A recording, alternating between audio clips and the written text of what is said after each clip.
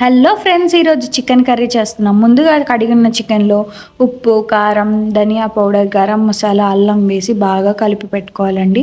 Oil వేసుకోవాలి. ఇలా చిన్నగా ఉల్లిపాయలు, పచ్చిమిరపకాయలు, కొత్తిమీర, పుదీనా తరిగి పెట్టుకోవాలి. ఉల్లిపాయలు అలాగే పచ్చిమిరపకాయలు వేసుకోవాలండి.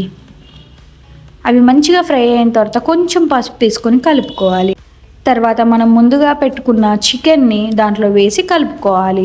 ఈ చికెన్ చాలా టేస్టీగా ఉంటుందండి, మీరు కూడా ట్రై చేయండి. దీంట్లో కొంచెం పుదీనా అలాగే కొత్తిమీర వేసుకోవాలి.